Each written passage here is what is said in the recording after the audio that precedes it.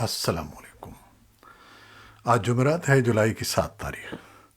پاکستان میں سر شام کے 7، بھارت میں 7:30، اور یہاں ہمارے اسٹوڈیوز کی گھڑیوں میں صبح کے 10 بج رہے ہیں۔ وائس آف امریکہ واشنگٹن کی اردو سروس سے میں ہوں خالد حمید، خبروں کے ایک بلٹن کے ساتھ۔ برطانیہ کے وزیر اعظم بورس جانسن کا کہنا ہے کہ وہ کنزرویٹو پارٹی کے سربراہ کے عہدے سے مستعفی ہو رہے ہیں، لیکن نئے رہنما کے آنے تک وزیر اعظم کی حیثیت سے فرائض ادا کرتے رہیں گے۔ یہ اعلان جمعرات کو اس وقت کیا گیا جب ان کی کابینہ کے متعدد وزراء اور 40 سے زیادہ جونیئر وزراء اور وزارتی معاونین نے استعفے دے دیے اور جانسن کے استعفے کا مطالبہ کیا۔ جانسن بدھ کے آخری اوقات تک ڈٹے ہوئے تھے کہ وہ مستعفی نہیں ہوں گے۔ ان کی حکومت کو اخلاقی بنیادوں پر متعدد اسکینڈلز کا سامنا ہے۔ پارلیمنٹ میں بدھ کو وزیر اعظم کے روایتی سوال و جواب سیشن کے دوران ناراض قانون سازوں کے سخت سوالات کا سامنا کرنا پڑا، جس سے ایک روز قبل وزیر خزانہ رشی سوناک اور سیکریٹری صحت ساجد جاوید نے غیر متوقع طور پر استعفیٰ دے دیا۔ امریکہ کے وزیر خارجہ اینٹنی بلنکن اور ان کے پاکستانی ہم منصب بلاول بھٹو زرداری کے درمیان بدھ کو ہونے والی گفتگو کے دوران دونوں ممالک کے دو طرفہ تعلقات اور افغانستان کی موجودہ صورتحال پر تبادلہ خیال کیا گیا۔ بات چیت کے بعد امریکہ کے محکمہ خارجہ کی طرف سے جاری ہونے والے بیان کے مطابق انہوں نے یوکرین میں روس کی فوجی مداخلت کی وجہ سے پاکستان اور باقی دنیا کے غذائی تحفظ پر مرتب ہونے والے اثرات پر بھی گفتگو کی۔ دونوں ملکوں کے وزرائے خارجہ کے درمیان یہ دوسرا رابطہ تھا۔ اس سے قبل رواں سال مئی میں بھی ان کی بات چیت ہوئی تھی۔ پاکستان اور امریکہ کے درمیان حال ہی میں سفارتی رابطوں میں اضافہ دیکھا گیا ہے، اور امریکہ کے محکمہ خارجہ کے امریکی نمائندہ خصوصی برائے تجارتی کاروبار دلاور سید بھی پاکستان کے دورے پر ہیں۔ تجزیہ کاروں کے خیال میں یہ اس بات کا اندیہ ہے کہ دونوں ممالک کے تعلقات بہتری کی طرف گامزن ہیں۔ سعودی عرب کے مقدس شہر مکہ میں 2 سال کے بعد صورتحال معمول پر دکھائی دے رہی ہے، اور ایک اندازے کے مطابق 10 لاکھ عازمین حج کے لیے جمع ہیں۔ گزشتہ برسوں میں کورونا وائرس کے باعث ممالک نے اپنی سرحدیں بند کر دی تھیں اور حج کی ادائیگی معمول کے مطابق نہیں ہو سکی تھی، لیکن اس سال سعودی حکومت کی طرف سے پالیسی میں نرمی نے لاکھوں عازمین کو اس مقدس فریضے کو انجام دینے کا موقع فراہم کیا ہے۔ امریکہ کا کہنا ہے کہ ایسے میں جبکہ دہشت گرد سے اسلام پسند بننے والے گروپ کا اگلے ماہ کابل میں اقتدار میں واپسی کا پہلا سال مکمل ہو رہا ہے، کوئی بھی غیر ملکی حکومت افغانستان میں طالبان کی حکمرانی کو قانونی حیثیت دینے پر غور نہیں کر رہی ہے۔ جنوبی اور وسطی ایشیا کے لیے امریکی معاون وزیر خارجہ ڈونلڈ لو نے وائس آف امریکہ کو ایک انٹرویو میں بتایا کہ ان کے خیال میں ماسکو، بیجنگ اور ایران سمیت عالمی سطح پر اتفاق رائے موجود ہے کہ طالبان کو تسلیم کرنے کے بارے میں سوچنا قبل از وقت ہے۔ انہوں نے طالبان پر زور دیا کہ اب انہیں صحیح انداز کی حکمرانی کی طرف جانا ہوگا۔ واشنگٹن بارہا یہ واضح کر چکا ہے کہ جب تک طالبان خواتین پر عائد پابندیوں کو واپس نہیں لیتے اور متنوع اقلیتی افغان گروہوں کے نمائندوں کو بھی حکومت میں شامل نہیں کرتے، تب تک انہیں ایک جائز حکومت کے طور پر تسلیم کرنا ممکن نہیں ہے۔ افغان طالبان کے امیر ہیبت اللہ اخندزادہ نے گزشتہ ہفتے کہا تھا کہ وہ ملک کو شریعت کے مطابق چلائیں گے اور اس پر کوئی سمجھوتا نہیں کیا جائے گا۔ طالبان حکومت نے افغانستان کو نان نیٹو رکن ریاست کا خطاب واپس لینے کے امریکی صدر کے فیصلے پر رد عمل میں کہا ہے کہ طالبان کو اس فیصلے سے کوئی سروکار نہیں ہے۔ ذبیح اللہ مجاہد نے سلسلہ وار ٹویٹس میں کہا کہ طالبان بھی یہ چاہتے ہیں، کیونکہ ان کے مطابق گزشتہ 20 سالوں سے افغانوں کو اس کی وجہ سے نقصان اٹھانا پڑا ہے، اور طالبان اب اس چھتری تلے کوئی تکلیف برداشت نہیں کرنا چاہتے۔ ذبیح اللہ مجاہد نے کہا کہ گزشتہ رات خیر خانہ کابل کے علاقے 315 میں داعش کے خلاف آپریشن شروع کیا گیا، جس کے نتیجے میں داعش کے 2 جنگجو مارے گئے اور 4 کو گرفتار کر لیا گیا۔ ذبیح اللہ مجاہد نے مزید کہا کہ اسلحہ اور گولہ بارود تباہ کر دیا گیا۔ انہوں نے ایک ٹویٹ میں یہ بھی کہا کہ ازبکستان پر داغے گئے میزائلوں کی وجہ بدنیتی پر مبنی حلقے ہیں جو دونوں ممالک کے درمیان تعلقات کو منقطع کرنا چاہتے ہیں۔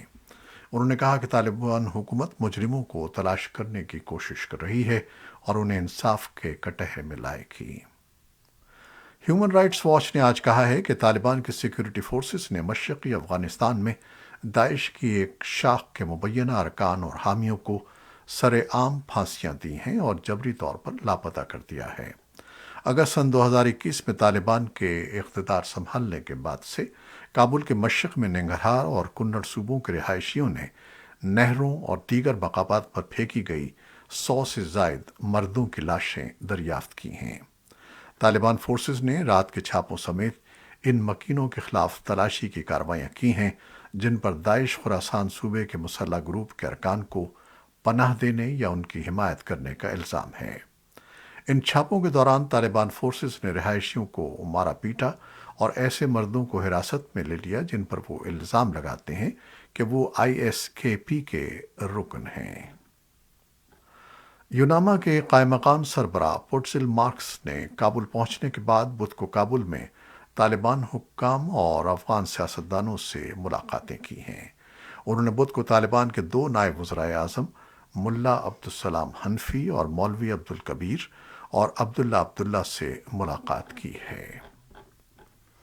بھارت نے کابل میں اپنا سفارت خانہ دوبارہ کھولنے کے لیے ایک تکنیکی ٹیم بھیج کر افغانستان میں اپنی سفارتی موجودگی بحال کر دی ہے۔ بظاہر یہ انسانی مقاصد کے لیے ہے، لیکن تجزیہ کار اسے تنازعات کے شکار ملک میں نئی دہلی کے اسٹریٹجک مفادات کو محفوظ بنانے کی کوشش کے طور پر دیکھتے ہیں، جہاں طالبان کی واپسی نے پاکستان کو غالب پوزیشن میں کر دیا ہے۔ بھارت نے گزشتہ اگست میں طالبان کے قبضے کے بعد اپنا سفارت خانہ بند کر دیا تھا، جسے نئی دہلی کے لیے حکمت عملی کے لحاظ سے ایک بڑا دھچکا سمجھا گیا تھا۔ وزارت خارجہ امور کا کہنا ہے کہ ٹیم کے وہاں جانے کا مقصد انسانی امداد کی فراہمی میں رابطہ پیدا کرنا ہے، لیکن تجزیہ کار اس اقدام کی دیگر وجوہات بتاتے ہیں۔ ہندوستان کو تشویش ہے کہ افغانستان پاکستان کے عسکریت پسندوں کی پناہ گاہ بن جائے گا، جو ہندوستانی کشمیر میں 3 دہائیوں سے جاری پرتشدد علیحدگی پسند شورش میں سب سے آگے رہے ہیں۔ بھارت اور طالبان طویل عرصے سے ایک دوسرے کے شدید مخالف رہے ہیں، لیکن دونوں فریقوں نے اپنے موقف میں قدرے تبدیلی کی ہے۔ تجزیہ کاروں کا کہنا ہے کہ جہاں ایک طرف نئی دہلی نے یہ قبول کر لیا ہے کہ سخت گیر اسلام پسند گروپ کو مستقبل قریب میں وہاں رہنا ہے، اور افغانستان کی نئی قیادت نے بھی بھارت کی طرف ہاتھ بڑھائے ہیں۔ بھارت کے اقلیتی امور کے وزیر مختار عباس نقوی نے بدھ کے روز کابینہ سے استعفی دے دیا۔ راجیہ سبھا کی ان کی رکنیت جمعرات کو ختم ہو رہی تھی۔ ان کے مستعفی ہونے کے بعد اب بھارت کی مرکزی کابینہ میں ایک بھی مسلم وزیر نہیں رہا۔ اس کے ساتھ ہی اب حکمراں جماعت بھارتیہ جنتا پارٹی میں بھی ایک بھی مسلم رکن پارلیمنٹ نہیں بچا ہے، جبکہ اس کے راجیہ سبھا اور لوک سبھا کے ارکان پارلیمنٹ کی کل تعداد 395 ہے۔ اس سے قبل راجیہ کے 2 ارکان MJ اکبر اور سید ظفر الاسلام کی رکنیت ختم ہو گئی تھی۔ بھارت کی پارلیمانی جمہوریت کی تاریخ میں پہلی بار حکومت میں مسلمانوں کا کوئی نمائندہ نہیں ہے۔ بعض مبصرین کا کہنا ہے کہ دنیا کی سب سے بڑی جمہوریت بھارت کی مرکزی وزارت میں، جہاں مسلمان دوسری بڑی آبادی ہیں، مسلمانوں کی نمائندگی نہ ہونا افسوسناک ہے، جبکہ بعض دیگر مبصرین اس امید کا اظہار کرتے ہیں کہ حکومت جلد ہی کسی مسلمان کو کابینہ میں شامل کر سکتی ہے۔ بھارتی حکومت کا اگلے ماہ ملک کی آزادی کی ڈائمنڈ جوبلی پر ہر گھر پر قومی پرچم ترنگا لہرانے کا حالیہ فرمان نئی دہلی کے زیر انتظام کشمیر میں ایک نئے سیاسی تنازع کا موجب بن رہا ہے۔ جموں و کشمیر کے سابق وزیر اعلیٰ اور اپوزیشن نیشنل کانفرنس کے صدر ڈاکٹر فاروق عبداللہ نے صحافیوں کو بتایا کہ بھارتی قومی پرچم گھروں پر لہرانے کے سلسلے میں حکومت کی طرف سے لوگوں پر کسی قسم کا دباؤ نہیں ہونا چاہیے۔ انہوں نے کہا کہ ہر گھر پر ترنگا لہرانے کی حکومت وقت طاقت رکھتی ہے، اسے حتمی فیصلے کا اختیار ہے، لیکن میں سمجھتا ہوں کہ بات تبھی بنے گی اور یہ بہت ہی اچھا ہوگا کہ جب لوگ اپنی مرضی اور دل سے اپنے گھروں میں قومی جھنڈا لہرائیں۔ نہ کہ کسی سرکاری فرمان کے تحت۔ اسی طرح کے خیالات کا اظہار ایک اور سابق وزیر اعلیٰ اور پیپلز ڈیموکریٹک پارٹی کی صدر محبوبہ مفتی اور چند دوسرے بھارت نواز کشمیری سیاسی لیڈروں اور بھارتی جماعتوں نے بھی کیا ہے۔ علیحدگی پسند جماعتیں اس ضمن میں تاحال خاموش ہیں۔ یوکرین کے صدر ولادیمیر زیلنسکی نے بدھ کے روز کہا کہ ان کی افواج کو مغربی اتحادیوں سے ملنے والے توپ خانے نے بھرپور طریقے سے کام کرنا شروع کر دیا ہے اور روسی فوج کی کوششوں کو روکنے میں مدد کر رہا ہے۔ صدر زیلنسکی نے کہا کہ ہمارے محافظ ڈیپو اور دیگر ایسے مقامات پر حملے کرتے ہیں جو قابضین کی رسد کے لیے اہم ہیں، اور اس سے روسی فوج کی جارحانہ صلاحیت میں نمایاں کمی واقع ہوئی ہے۔ زیلنسکی نے یوکرین کے تمام علاقے پر دوبارہ کنٹرول حاصل کرنے کا بھی وعدہ کیا، جبکہ روس ملک کے مشرقی حصے میں ڈونباس کے علاقے میں قبضہ کرنے کے لیے دباؤ ڈال رہا ہے۔ روس پہلے ہی ڈونیٹس صوبے کے نصف سے زیادہ حصے پر کنٹرول کر چکا ہے، اور حالیہ دنوں میں اس نے کہا ہے کہ اس نے پڑوسی صوبے لوہانسک پر مکمل قبضہ کر لیا ہے۔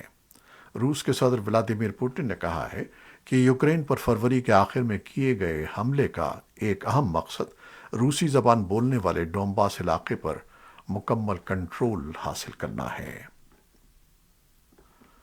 بہت سے مغربی ممالک نے روس کے یوکرین پر حملے کے جواب میں اس کے ساتھ توانائی کی درآمدات منقطع کر دی ہیں، لیکن سری لنکا کے وزیر اعظم رانیل وکرما سنگھے نے پہلے کہا تھا کہ ان کا ملک بھی اس کی تقلید کرے گا اور پہلے دوسرے ذرائع تلاش کرے گا، لیکن اسے اس میں کامیابی نہیں ہوئی۔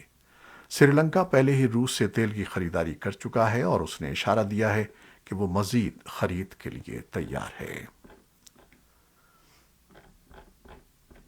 ایف بی آئی کے ڈائریکٹر اور برطانیہ کی داخلہ انٹیلیجنس ایجنسی کے رہنما چینی حکومت کے بارے میں تشویش کا اظہار کر رہے ہیں اور کاروباری رہنماؤں کو خبردار کر رہے ہیں کہ بیجنگ مسابقتی فائدے کے لیے ان کی ٹیکنالوجی چوری کرنے کے لیے پرعزم ہے۔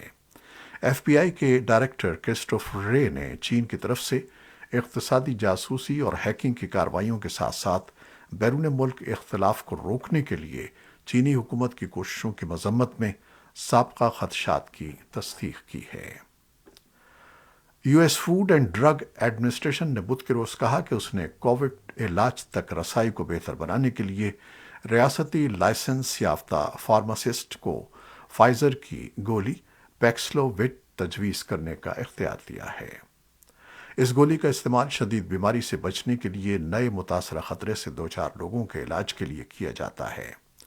ایف ڈی اے کے centre for drug evaluation and research کی ڈائریکٹر پیٹرز کاوازانی نے ایک بیان میں کہا کہ کووڈ کی علامات شروع ہونے کے بعد پیکسلووڈ کو 5 دنوں کے اندر استعمال کرنا ضروری ہے۔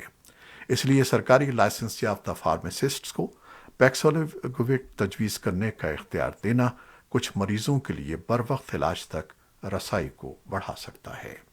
یہ تھیں وہ خبریں جو فیس بک لائیو پر ہم نے آپ کے لیے پیش کی۔ ہماری ویب سائٹ، یوٹیوب اور پوڈ کاسٹ پر یہ بلیٹن آپ کے لیے پوسٹ کر دیا جاتا ہے۔ آپ ہمارے بلیٹن کو شیئر کرتے ہیں اور اپنے کمنٹس میں اپنی محبتوں کا اظہار کرتے ہیں، جس کے لیے ہم آپ کے فرداً ممنون ہیں۔ اپنی ان کاوشوں کو جاری رکھیے گا۔ خالد حمید کو اب اجازت دیجیے گا۔ اللہ حافظ۔